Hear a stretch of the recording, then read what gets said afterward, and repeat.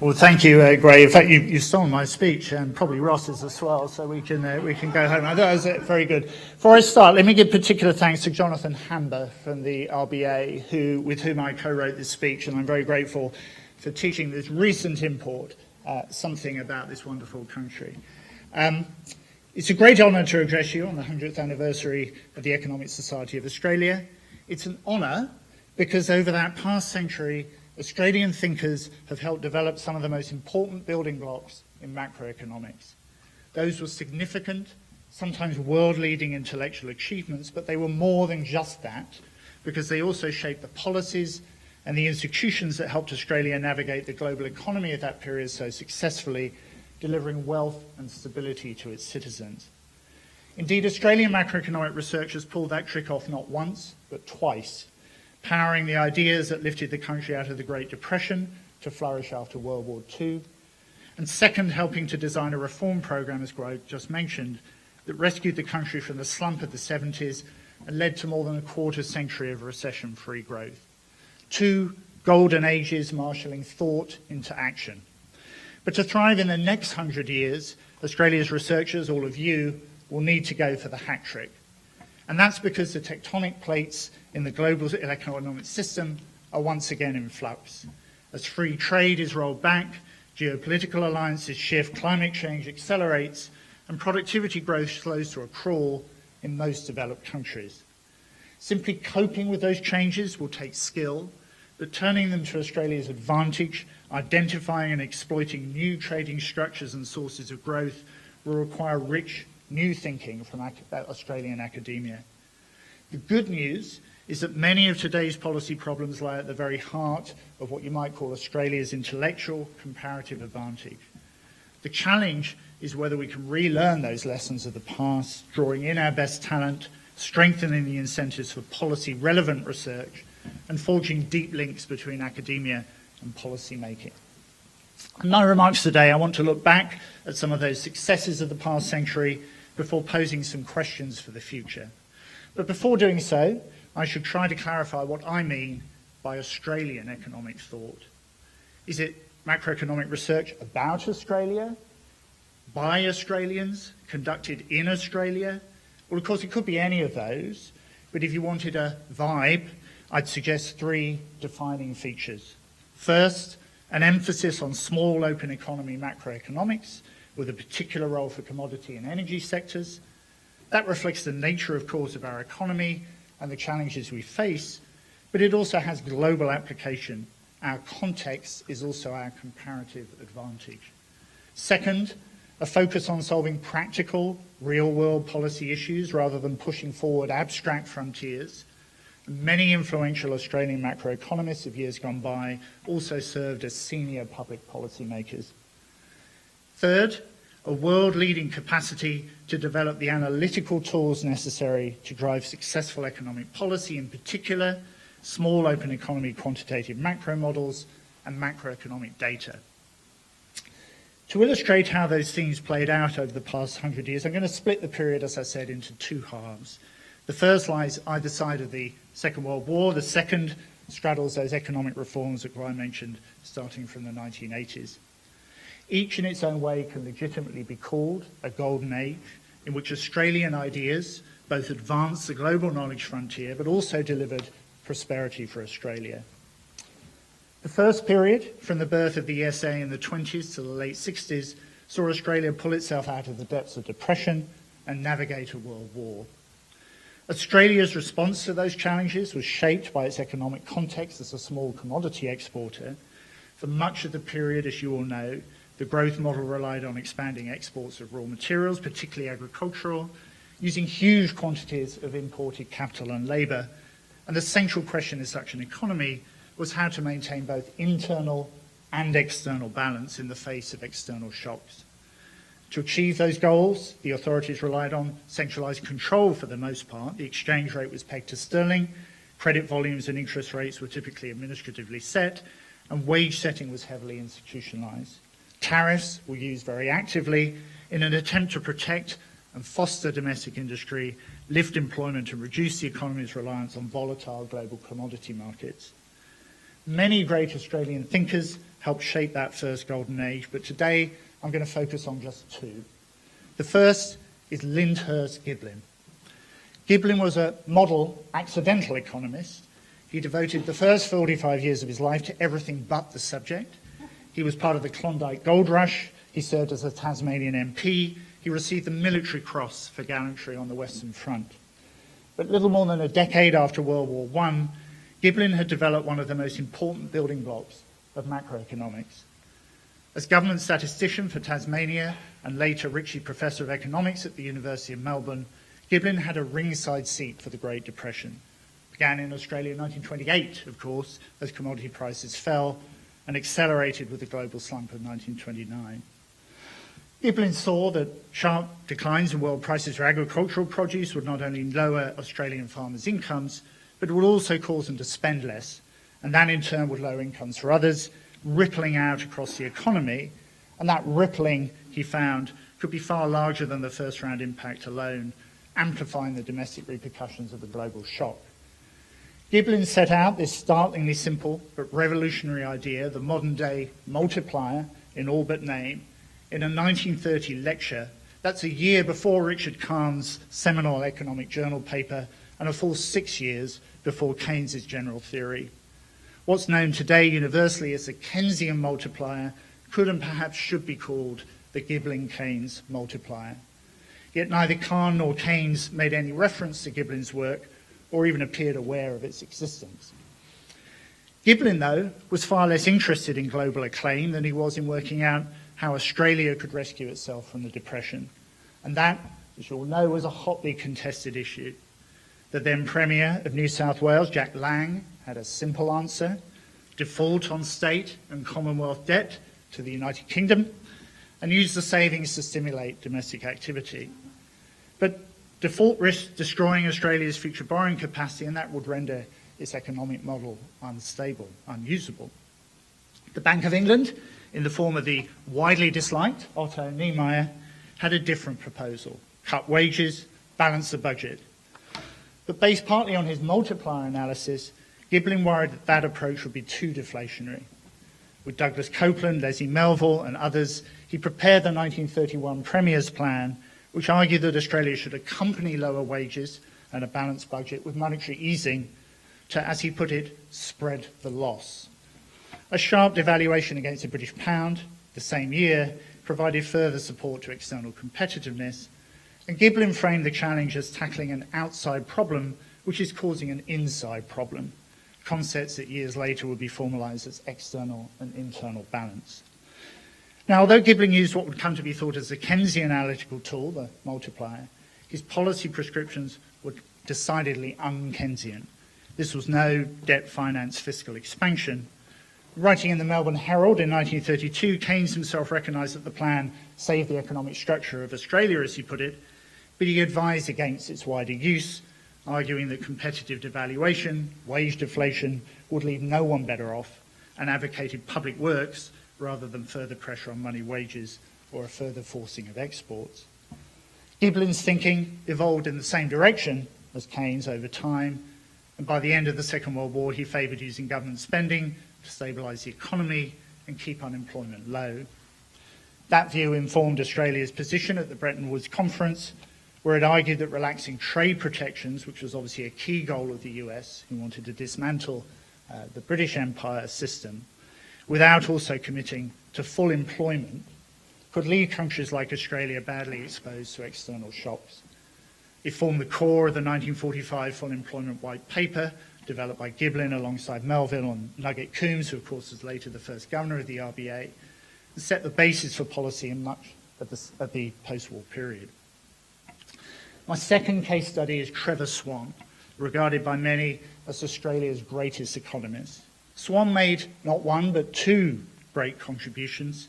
The first, summarised in the Swan diagram and extended in the Salter-Swan model, developed with fellow Australian Wilfred Salter. The model is designed to help think about policy coordination and trade-offs in a small economy like Australia with trade and a fixed exchange rate. It elegantly demonstrated many of the issues that Australia faced in the first golden age, trying to achieve both internal and external balance, and it illustrated how you could use different combinations of macroeconomic stabilization tools, fiscal, wage, exchange rate, and trade policy to maintain both balances in the face of shocks. Swan's second seminal contribution was aimed at thinking through how to foster long-term economic growth. He showed that medium-term growth in real per capita labour income depends on the rate of technical progress, on growth in the labour supply and growth in the capital stock. And this was a crucial insight for Australia, which relied heavily on high rates of immigration. His framework showed that in such circumstances, sustained growth in real income also required rapid growth in productive capital and technical progress. Without that, real incomes will stagnate or fall, important messages for policymakers at the time and important today.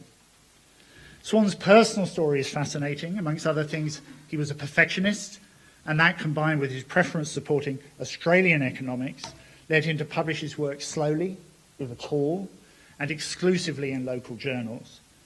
As a consequence, much of the credit for his pioneering ideas on growth, including a Nobel Prize, went to Robert Solow, not Swan. But like Giblin, Australia mattered more to him than global fame. And alongside his role as ANU's first Professor of Economics, he was Chief Economist to the Prime Minister's Department in the 50s and a member of the RBA board from the mid-70s to the mid-80s. The second golden age, from ideas to action, straddles either side of those deep economic reforms of the 80s and 90s. Those reforms overturned the paradigm of the first golden age. Exchange rate was floated, high tariffs were replaced with much freer trade, constraints on the financial sector were released, and in time the central bank was made independent, asked to hit an inflation target. There was good luck too, of course, as huge new export markets opened in Asia, but taken together those changes ushered in an extended period of prosperity for Australia. The intellectual groundwork for those reforms was laid years earlier, as recognition dawned that frameworks of centralised control, protectionism, were undermining rather than protecting competitiveness, productivity growth and living standards. Far from unique for Australia, of course, but Australian thinkers again made important contributions to that evolving intellectual global consensus, most notably perhaps on the case against trade protection through the work of Max Corden. Corden showed that the economic costs of tariffs, much larger than previously recognised, once general equilibrium effects were accounted for. His work, including the concept of net effective rates of protection, captured the impact of tariffs on imported inputs as well as outputs, who knew, remains widely cited and sadly is highly topical again today. Like his earlier compatriots, Corden didn't just push forward academic thinking, he rolled up his sleeves and got stuck into policy making for Australia. His work had a profound effect on the Crawford inquiries of the 60s and 70s, calling for a rationalisation of tariffs, and through the advocacy of Fred Gruen to the Whitlam government's across-the-board 25% cut in tariffs in 1973, began the long and winding road to freer trade. Tariff Board was renamed the Industries Assistance Commission and 2 decades later became the Productivity Commission, quite a journey. The reforms of the second golden age also reflected a dawning recognition that, subject to safeguards, flexible market prices could facilitate adjustment to both internal and external shocks more effectively. Those weren't uniquely Australian ideas. Ross Garnaut calls it the Washington Consensus come to Australia. But strong advocacy by the government and wider public institutions helped them take root, and the overlay of specifically Australian policies, including the 83 to 96 Prices and Incomes Accord, helped maintain social and political support for reform. And the strength of such equity considerations, familiar from Giblin's work in the 30s, remains an important feature in Australian macroeconomic policy debates to the present day. Across both golden ages, Australia had a world-leading role in 2 areas of practical policy making: quantitative macro modelling and economic data. Australia's first general equilibrium macroeconometric model was developed in the early 40s by, who else? Trevor Swan. Indeed, Swan's model has a decent claim to be amongst the first globally, coming after Jan Tinbergen's 36 model of the Netherlands, and a full decade before Lawrence Klein and Arthur Goldberger's model of the US. Once again, Tinbergen and Klein both received Nobel Prizes. Swan, who extraordinarily did not even publish his model until after his death, well, it wasn't him who published it after his death, it was not published, did not. From the early 70s, the Treasury and the RBA built a suite of state-of-the-art open economy models. Irani, one of the most advanced large-scale computable general equilibrium models at the time, was using the Crawford inquiry. And in the 90s, Warwick McKibben and Peter Wilcoxon developed the global hybrid DSG-CGE model, G-cubed, used most recently and prominently to provide widely cited assessments of the impact of US tariffs. The strength of Australia's economic data has an even longer pedigree. As the first government statistician of New South Wales from 1886, Sir Timothy Coughlin produced a series of yearbooks that set global standards for the measurement of aggregate income and occupational classification on national censuses. Half a century later, Keynes's disciple Colin Clark helped bring modern national income accounting to Australia, and there have been many examples of methodological trailblazing since then: early adoption of survey sampling, integrated business registered, pioneering use of satellite imaging, and integrated data sets.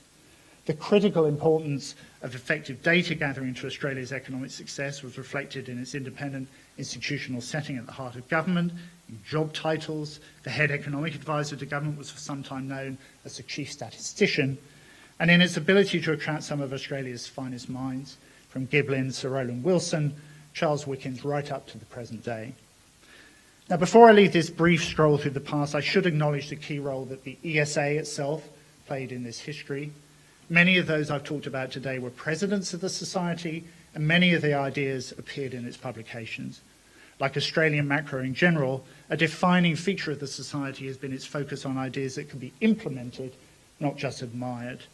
Douglas Copeland, ESA's first president, encouraged members to involve themselves in the practical affairs of government and business, a principle captured in the Society's aim to encourage the teaching and study of economics and its application to Australia.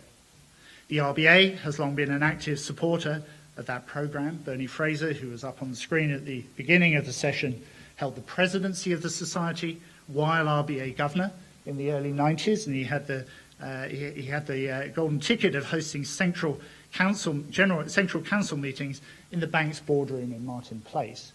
Two of our current department heads played leading roles more recently. Jackie Dwyer, who's at the back there, was an executive advisor on economics education, and Penny Smith was president of the New South Wales branch, supporting the crucial launch of the Society's Women in Economics network. By any standards, then, the past century has been an extraordinary story of world-leading thinking deployed by the country's best economic minds, working hand in hand with policymakers, helping to pull the economy from the jaws of global turmoil, setting it on the path to prosperity. So the killer question is this: can Australian macro thinking do it again as the world economy is once more in flux? Ask that question of the macro research community today, and some seem a bit worried about Australia's ability to attract, retain and grow top academic talent, about diminished academic incentives to work on issues of greatest policy relevance to Australia, and about perceptions of weakened partnerships between academia and policymakers. Views differ on how serious those issues are. The best Australian research remains world-class, and we don't need to solve everything ourselves. The scope to draw on global thinking, adopting and adapting it to Australian needs, is far greater today than it was in Giblin's time. But where there are concerns, they should be seen as a call to arms, not a cause for despondency. And that's because the defining macroeconomic challenges of our age, the rolling back of free trade, the implications of shifting geopolitical alliances, climate change, and the need to reinvigorate productivity growth globally lie right in our areas of comparative advantage.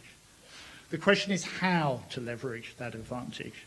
Let me break that into three sub-questions. First, that long arc back to a more regionalised, less open international trading system, coupled with the realities of climate change, poses fundamental questions for Australian macroeconomic research along at least three dimensions. First, how will the composition and geographical location of our export markets change in response to evolving trade policies, geopolitical alliances? What implications will those shifts have for domestic output, investment, labour markets and pricing? And how do we harness our natural and human resources to take advantage of those shifts? Second, How will global commodity demand change over time? How long will markets for traditional minerals, including coal, gas, and iron ore, mainstays of the economic model in Australia today, persist? Will markets for new economy minerals and renewable energy sources take their place? And how can Australia best position itself to take advantage of such trends? And third, how will these and other structural shifts change the sort of shocks the stabilisation policy, including monetary policy, need to respond to? How will they influence optimal policy design? How might we need to adjust our thinking about trade-offs across the different policy goals and tools available? Understanding the macroeconomic risks and opportunities from these structural changes is a vital priority for research to protect the economy, but more importantly, perhaps to ensure a clear path for future growth. The good news is there's a rich history of Australian macro research and modelling to draw on. The challenge is this will only take us so far. Dealing with tomorrow's world will require us to apply and extend that research to answer new questions. Second, how can we deepen the links between academia and policymakers, in some way the secret source of those first two golden ages? There's some great examples today. Several commissioners of the Productivity Commission are current or former academics, including Catherine de Fontenay down the front here, ESA's president. The Treasury's Competition Review has an expert advisory panel, including academics, and many of our top universities and think tanks have groups focused on fostering engagement on macro policy issues. One of the most profound issues of our time is how to reverse the productivity slowdown. And that's by no means a uniquely Australian challenge, but the second golden age demonstrated the power of harnessing academic ideas and policy to drive a long-term recovery in productivity. Important work is underway on this topic in the public sector, some of it in conjunction with academia, some of you in the room. For example, researchers of the Productivity Commission, Treasury and RBA have analysed the causes of the slowdown, its links to competition, innovation and dynamism, and the implications for the wider economy. The Commission currently has 5 separate inquiries underway into potential practical reforms, which amongst other things will serve as inputs to the government's economic reform roundtable in August. A lot of research in this space makes use of Australia's excellent microdata. The availability, quality and breadth of Australian de-identified data sets on business and individuals is comparable to anywhere in the world, due in no small part to the excellent work of the Australian Bureau of Statistics, the Australian Tax Office and the Department of Social Services. Being at the forefront in this space offers scope for researchers to do globally relevant and frontier work in an Australian context, the best of both worlds.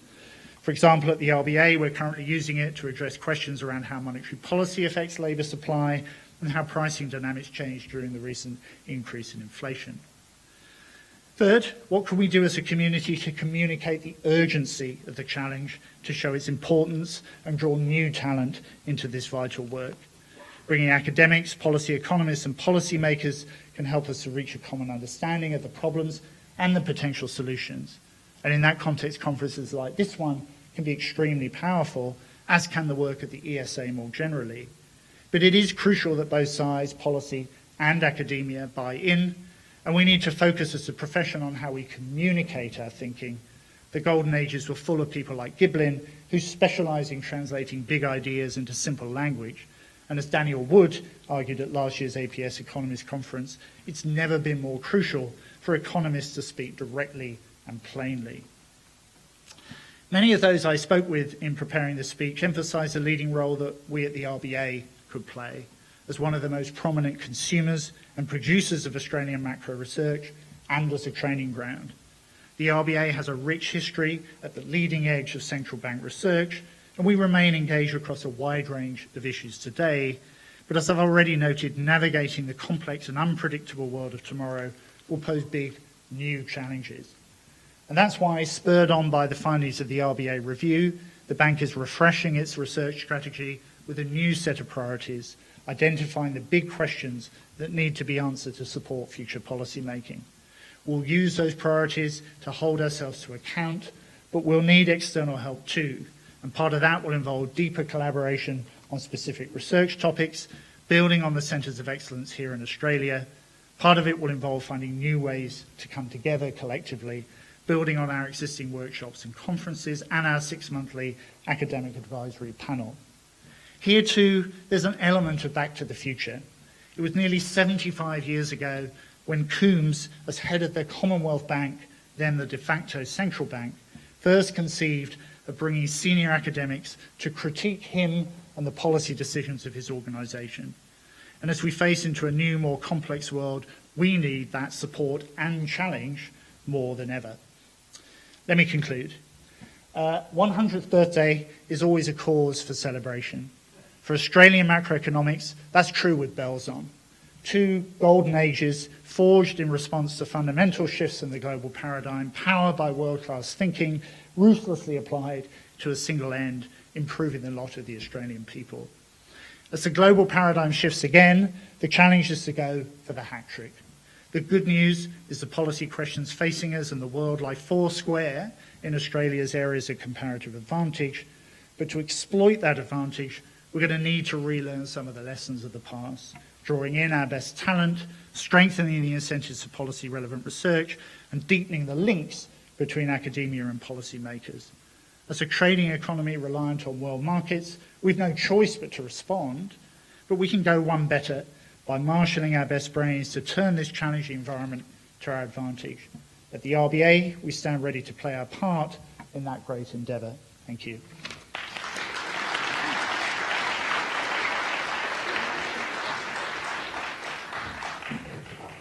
Well, thank you, Andrew, for giving us life to the dry list of reforms that I sort of rattled off at the beginning. So I'm sure you all have lots of questions for Andrew. He's ready, and I believe there's a roving mic. All right. Oh, please, start.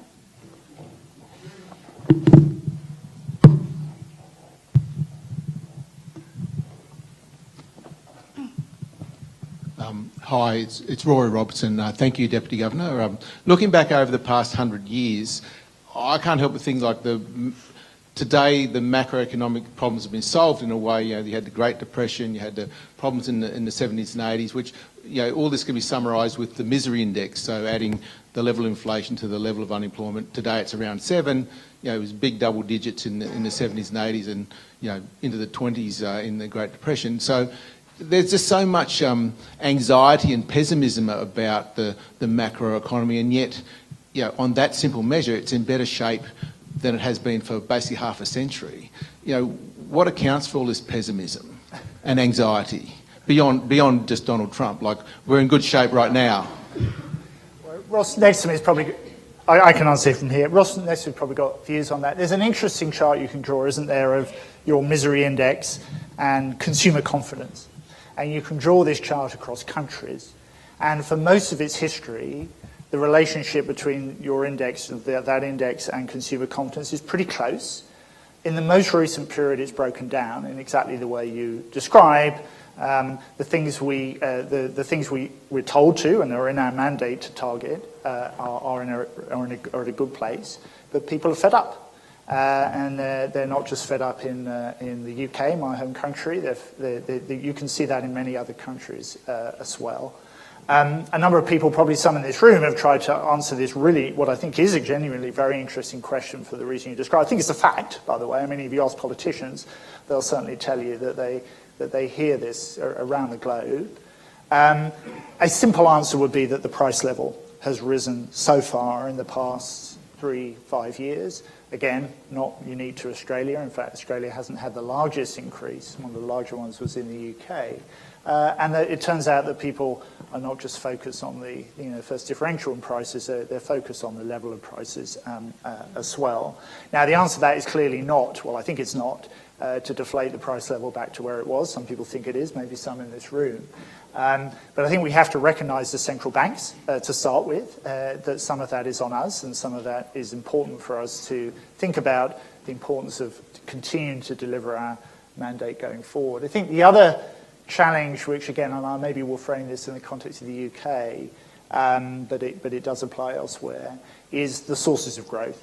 Now, your misery index doesn't include that, but probably if you were to sort of overlay on top of that the underlying sustainable growth rate or productivity growth or GDP per head or whatever metric you might want to use, you might find that that has some role to play as well. And so looking forward more than necessarily today, it's incumbent on all of us, I think, as I was trying to say, not just to think about how we protect ourselves from shocks, that's jobs of organisations like the RBA, but also to think about where the next sources of growth are coming from. It's not a challenge just for government, maybe it's not even a challenge mainly for government, but it's a whole economy challenge and a vital one. And maybe some of our models tell us that households are smarter than public officials and they see the challenge coming of simple facts like, are my children going to be better off than I am? Do I have job security? Do I feel all of those sorts of things that obviously sociologists in particular are thinking about, whether they feed into that. You could, if you were being sort of ruthlessly dismal economists about it, map that back to questions like sustainable growth rates in the economy. And the UK at the moment is going through a very real live experiment of what it means when your sustainable growth rate is depressed. Awful lot of other things. There's that Krugman quote, isn't there, about productivity is not everything, but it sure as hell is nearly everything. And we're probably all going to face into that, I think.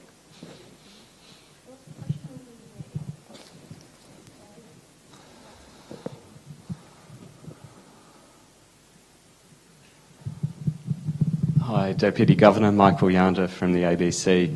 Just interested, particularly in light of what we've seen overnight and this week with tariff announcements coming out of the US, how concerned are you not only about the actual policies being announced, but the unpredictability with which these announcements are made, and what effect does that have on your decision-making going forward? Well, I mean, you put your finger on it, and you've almost answered your own question. The challenge with what's happening at the moment is firstly about the level effect, if you like, but secondly, the enormous amount of uncertainty, indeed many would say unpredictability, in the global economy. We're all watching this like hawks. I say we, I mean globally, central banks. The situation is evolving very rapidly. There are a number of acronyms, perhaps I won't repeat, but you'll know as a journalist. The one that I'm not going to repeat, but you might have in your mind, seems to have evolved into this nothing ever happens meme, which people are now using, which does seem a very surprising and puzzling development, which is as these enormous macro changes appear to be happening in the world, the financial markets in particular shrug and move on. Equity markets higher now today than they were before the Liberation Day events. Measures of implied volatility in markets back, to historic lows. Those are interesting developments. You can either be a market believer and say, well, these guys get it right more often than we do, so they must know something we don't, or you could worry a little bit about that. So to your question, how worried are we about it? We are very, very focused on it. The level of uncertainty is clearly elevated, and the implications, as I was saying in my speech, for a global trading economy like Australia of these fundamental changes are very profound. That said, the first round effects clearly, we're in the bottom rank of, there's an interesting fact, if you draw the Liberation Day tariffs according to actual balances of trade, and I'm sure you've done this, those of us on the 10% bottom level, actually the Australia should be subject to a negative tariff for quite some substantial amount, given the surplus that we've historically, that they've historically run with us. So the first round effects of, and I'm not telling you anything you don't know, but the first round effects of these changes in US tariffs are probably relatively minor. But the effects on the broader global economy are profound. Our forecast on which policy is based in May already includes an element of downward revision to global and domestic activity on the back both of uncertainty effects, which might cause people to delay investment, and the direct effects on trade. What is interesting about data, I would say, globally as well as in Australia so far, and it's very early days, is perhaps some of the worst predictions of what this might mean have not yet come to pass.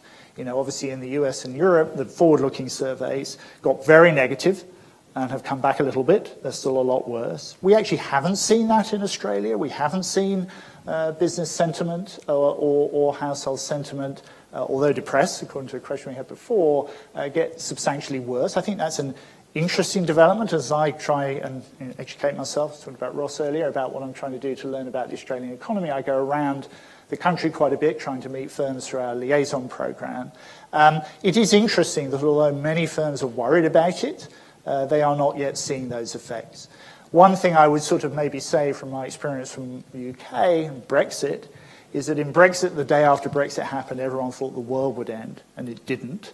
But 10 years on, you're seeing the profound effects of some of those changes for sustainable growth rates and for fundamental things in the economy that maybe, and it goes back to the themes I made at the beginning, will have more important and lasting effects than the here today, gone tomorrow problem. Sorry, long answer. I don't know if I answered your question, but anyway, you want me to move on. Question at the back. Thank you for the history. Can you put on the public record the year that the economists at the Reserve Bank entered the real world of accountants and businessmen and looked at the distribution of assets in Australia? Because 50 years ago, in 1975, the guy you mentioned who did the GDP figures, Coughlin? Colin Clark. Yeah. He informed me that my book of 1975 on democratising the wealth of nations was not about wealth, because it was all about the distribution of assets. Right. So when did the Reserve Bank come into the real world? Was it prior to that?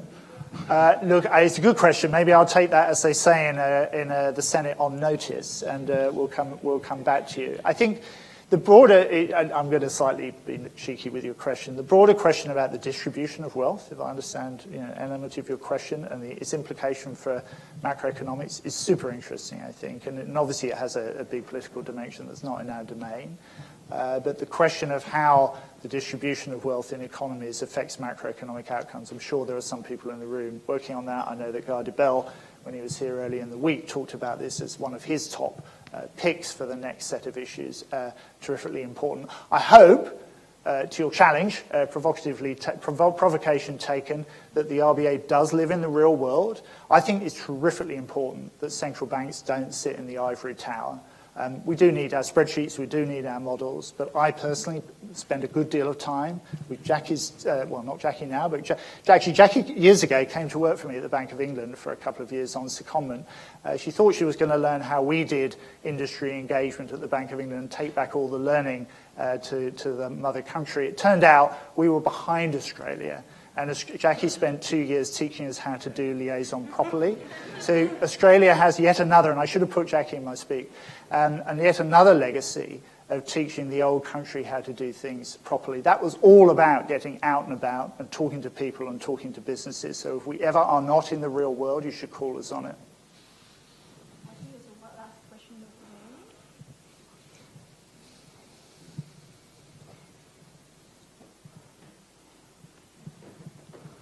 Thank you, Alison Pennington. The birth of macroeconomic thought was almost like a democratic expansion of economics, because suddenly workers were in the picture of what a good economy was. Good wages, consumption, demand function, GDP growth. GDP growth then became something that was aspired to. It united everyone, business, workers, governments, on one agenda. What we've seen in recent decades, you've referred to, explosions in job insecurity, stagnating living standards, and, a collapse of belief, essentially, in the institutions, including central banks and the mission of growth. There's a recent YouGov poll in your home country, the UK, that showed that 75% of people support a wealth tax of 2% on assets above £10 million. And Guy Debelle opened the conference saying a big problem of the crisis of economics is that there's a lot of lip service to redistribution, but no tangible policies being put forward. So my question to you is Australia ready for a discussion on redistribution? Do we need growth to have some qualitative kind of frameworks around that rather than just big picture? And if so, what would those policies be? That's a good last question, isn't it? Wow, that's called is it googly? I'm not good at cricket, but it's probably something like that.